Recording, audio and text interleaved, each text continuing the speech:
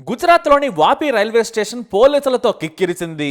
అసలు అక్కడ ఏం జరుగుతుందనేది ఎవ్వరికీ అర్థం కావడం లేదు. ఏదైనా బాలీవుడ్ సినిమా షూటింగ్ జరుగుతుందని వెయిట్ చేస్తున్నారంతా.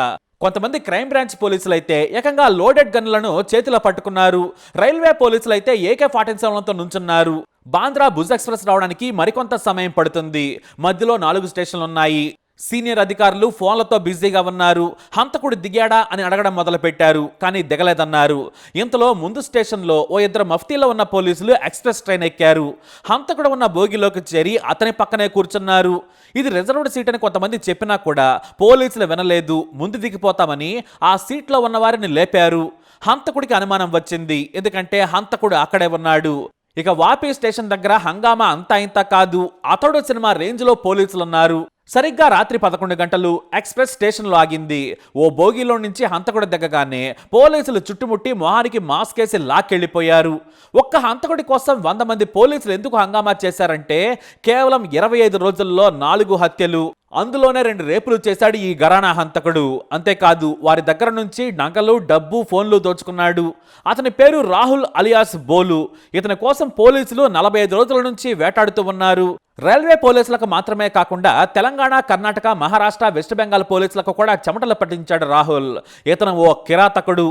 హత్యలన్నీ రైళ్లలోనే చేస్తుంటాడు. ఖాళీగా ఉండే ఖరీదైన ఏసీ ఎక్స్ప్రెస్ ట్రైన్స్లో ఎక్కి దోచుకోవటం, వీలైతే రేప్ చేయటం మనోడి స్టైల్. సినిమాను మించిన ఆపరేషన్ చేశారు 4 రాష్ట్రాల పోలీసులు.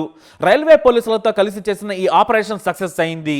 చివరి హత్య నవంబర్ 24న వల్సాద్ జిల్లాలోని రైల్వే స్టేషన్లో ఒంటరిగా బ్యాగ్ ప్యాక్ వేసుకుని రైల్వే స్టేషన్లో ఉన్న యువతిని చూశాడు హంతకుడు రాహుల్ జాట్. ఆ అమ్మాయి ఏసీ కోచ్లో ఎక్కడం చూసి తాను కూడా ఎక్కాడు. ఖాళీగా ఉందా కోచ్. యువతి ఉన్న బెడ్ దగ్గరకే వెళ్ళాడు. ప్రయాణం సాగుతూ ఉంది. రాత్రవుతోంది. సికింద్రాబాద్ రైలు చేరుకుంటుంది అనగా వేగంగా వెళ్లిన రాహుల్ ఆ యువతిపై అత్యాచారం చేశాడు. కాసేపు ఆ యువతి పెనుగులాడింది. అరిస్తే చంపేస్తానని బెదిరించి అత్యాచారం చేశాడు. ఆ తర్వాత 19 ఏళ్ల ఆ అమ్మాయిని చంపేసి ఒంటిపై ఉన్న బంగారు గొలుసు, 5,000 రూపాయలు, ఫోన్ని దోచుకొని సికింద్రాబాద్ స్టేషన్లో దిగేసి వెళ్ళిపోయాడు. అయితే స్టేషన్ దాటిన తర్వాత ఓ ప్రయాణికుడు చూసి రైల్వే పోలీసులకు సమాచారం ఇచ్చాడు. అంతే, పోలీసులు సీసీ కెమెరాను పరిశీలించగా ఆ బోగి నుంచి దిగిన ఒకే ఒక యువకుడు కనిపించాడు. బ్యాగ్ ప్యాక్ వేసుకుని వెళుతూ ఉన్నాడు. సికింద్రాబాద్ రైల్వే పోలీసులు కేసు నమోదు చేశారు. ఆ తర్వాత ముంబై రైల్వే పోలీసులకు సమాచారం ఇచ్చారు. అయితే అంతకుముందే కర్ణాటకలో కూడా కేసు నమోదైనట్లు తెలుసుకున్నారు. అక్టోబర్ 25న ముజ్జామ్ అనే వ్యక్తితో ట్రైన్లో గొడవ పడ్డాడు. సిగరెట్ తాగొద్దని వారించినందుకు ముజ్జామ్ అనే యువకుడికి రాహుల్కి గొడవ జరిగింది. అయితే ప్యాసింజర్లంతా నిద్రలోకి జారుకున్న తర్వాత పడుకున్న ముజ్జామ్ గొంతు నిలిమి చంపేశాడు హంతకుడు రాహుల్. ఆ తర్వాత అతని బ్యాగు, ఫోను, క్యాషు దోచుకొని ఆ తర్వాత స్టేషన్లో దిగేశాడు. పోలీసులు విచారణ చేశారు. ఈ ముజ్జామ్ ఒక సేల్స్ రిప్రజెంటేటివ్. దివ్యాంగ్ కోచ్లో ఎక్కాడు. యశ్వంత్పూర్ ఎక్స్ప్రెస్ ఎక్కాడు. అయితే మరుసటి రోజు ఉడిపి చేరుకున్నాక ముజ్జామ్ను చూశారు ప్రయాణికులు. రైల్వే పోలీసులు ఆసుపత్రికి తరలించగా చనిపోయాడని చెప్పారు. కానీ పోస్ట్ మార్టంలో మాత్రం హత్య అని తేలింది. అక్కడ కూడా సీసీటీవీ ఫుటేజ్కు చిక్కాడు హంతకుడు. విశేషం ఏమిటంటే హత్య తర్వాత కూల్గా ట్రైన్ దిగి కూల్ డ్రింక్ లేదా జ్యూస్ బాటిల్ కొనుక్కొని తాగుతూ వెళుతుంటాడు. ఇక మరో హత్య నవంబర్ 19న చేశాడు. కతిహార్ ఎక్స్ప్రెస్ రాత్రి సమయంలో స్పీడ్గా వెళుతోంది. వెస్ట్ బెంగాల్కు చేరుకున్న సమయానికి బాగా రిచ్గా ఉన్న 60 ఏళ్ల వృద్ధుడు కూర్చోవడం చూశాడు. అతను పడుకున్న సమయంలో కత్తితో అతనిని పొడిచి దోచుకొని పారిపోయాడు. అయితే గుజరాత్ వాపి రైల్వే స్టేషన్ దిగిన తర్వాత నడుచుకుంటూ వెళుతున్నాడు హంతకుడు రాహుల్.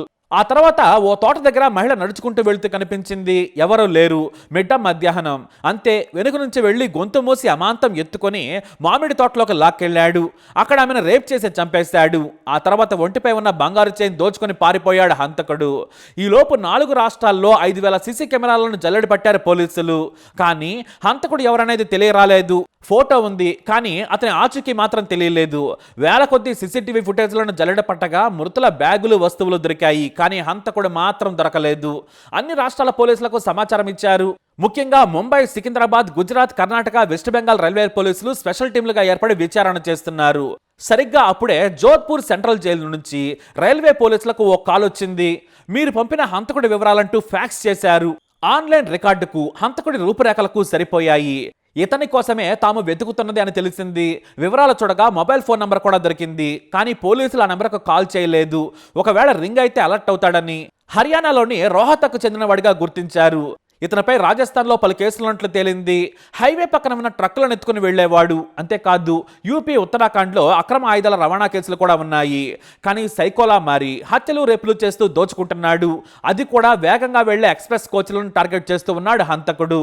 ఖాళీగా ఉండే రైళ్లను ఎంపిక చేసుకుంటాడు. దీంతో పోలీసులు కూడా బాగా అలర్ట్ అయ్యారు. సరిగ్గా ముంబై పోలీసులు, గుజరాత్ వాపీ పోలీసులకు, రైల్వే పోలీసులకు సమాచారం ఇచ్చారు. బాంద్రాలో హంతకుడు రైలు ఎక్కాడు. వాపీ రైల్వే స్టేషన్కు టికెట్ తీసుకున్నాడు. అలర్ట్గా ఉండమని చెప్పారు. అయితే వాపీకి ఎందుకు వస్తున్నాడని విచారణ చేయగా అసలు విషయం బయటపడింది. వాపీలోని ఓ హోటల్లో వెయిటర్గా పనిచేశాడు హంతకుడు రాహుల్. ఆ పేమెంట్ తీసుకునేందుకు వస్తున్నాడు. ఉద్యోగం మానేయగానే ఈ హత్యలు చేస్తున్నాడని తెలింది. ఇదంతా కూడా అతని కాల్ డేటా తీసి ఆ ఫోన్పై అబ్జర్వ్ చేశారు. ఆ కాల్ డేటా లిస్టులోని ప్రతి నంబర్కు కాల్ చేస్తూ వచ్చారు పోలీసులు. మొత్తానికి అలా డబ్బులు తీసుకోవడానికి వెళుతూ బాంద్రా భుజ్ ఎక్స్ప్రెస్ లో ఎక్కడ హంతకుడు వాపీ వరకు టికెట్ తీసుకున్నాడు. దీంతో రైల్వే పోలీసులను కూడా పోలీసులు అలర్ట్ చేశారు. ఎందుకంటే రాత్రి సమయంలో ఎక్కడ హంతకుడు హత్య కూడా చేసే అవకాశం ఉంది. అలర్ట్గా ఉండమని చెప్పడంతో పదుల సంఖ్యలో పోలీసులు అనుమానం రాకుండా ట్రైన్లో గస్తీ కాయడం మొదలుపెట్టారు. హంతకుడు అనుమానించేలా ప్రవర్తించిందని కూడా చెప్పారు. అంతేకాదు దారిలోని ప్రతి స్టేషన్లో మఫ్తీలో ఉన్న పోలీసులు కాపు కాశారు. ఎక్కడ దిగినా పట్టుకుందామని. ఇక రైలు వాపీ స్టేషన్కు రాకముందే ఇద్దరు మఫ్తీలో ఉన్న ఎస్ఐలు ఎక్కారు. పారిపోవడానికి ప్రయత్నిస్తే కాల్చి పారాయణని కూడా ఆదేశాలు ఇచ్చారు. కానీ అనుమానం వచ్చిందో లేదంటే పోలీసులను గుర్తించాడా కానీ హంతకుడు రాహుల్ బుద్ధిగానే ఉన్నాడు. ఇక స్టేషన్లో దిగడానికి రెడీ కాగానే వెనకాలే పోలీసులు వచ్చారు. ఎందుకంటే రాత్రి సమయంలో స్టేషన్లో హంగామా చూసి వెనక్కి బ్రగెత్తచ్చు.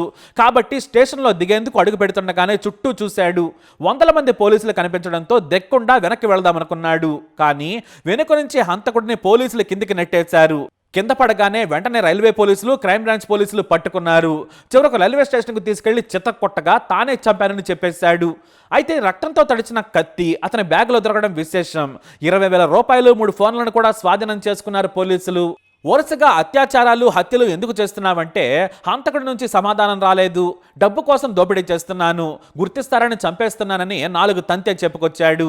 ఇక అందమైన అమ్మాయి కనిపిస్తే మూడొస్తే అత్యాచారం చేస్తానని చెప్పాడు దుర్మార్గుడు.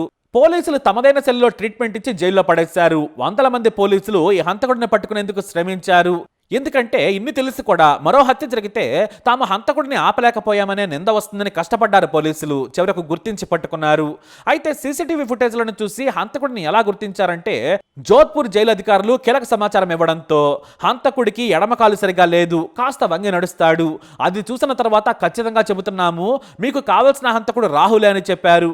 ఇక అప్పటికే రాహుల్ తల్లిదండ్రులు, కుటుంబ సభ్యుల మీద కూడా నిఘా పెట్టారు పోలీసులు. తాను నలుగురినే చంపానని చెబుతున్నాడు కానీ చాలా నేరాలు చేసి ఉంటాడనేది పోలీసుల అనుమానం. అవన్నీ వెలికి తీసేందుకు కస్టడీలోకి తీసుకున్నారు. మరి ఈ సైకో రాహుల్ ఎంతమందిని చంపాడనేది తెలియదు. ఒకటి మాత్రం గుర్తుంచుకోవాలి, ఎక్కడా సేఫ్టీ లేదు. మరీ ముఖ్యంగా మహిళలు, అమ్మాయిలు ఒంటరిగా ప్రయాణం చేయొద్దు. ఒకవేళ చేయాల్సి వస్తే పగల మాత్రమే ప్రయాణం చేయాలి. చీకట్లో ప్రయాణం చేయాల్సి వస్తే మాత్రం తోడుండాలి. లేదంటే ఇలాంటి నక్కలకు బలికాక తప్పదు. మరి ఈ సైకోకి ఏ శిక్ష పడాలి? మీ అభిప్రాయాన్ని కమెంట్ ద్వారా తెలియజేయండి. ఈ వీడియో అప్డేట్స్ కోసం మా ఛానల్ ఫాలో అవ్వండి. అలాగే తప్పకుండా సబ్స్క్రైబ్ చేసుకోండి.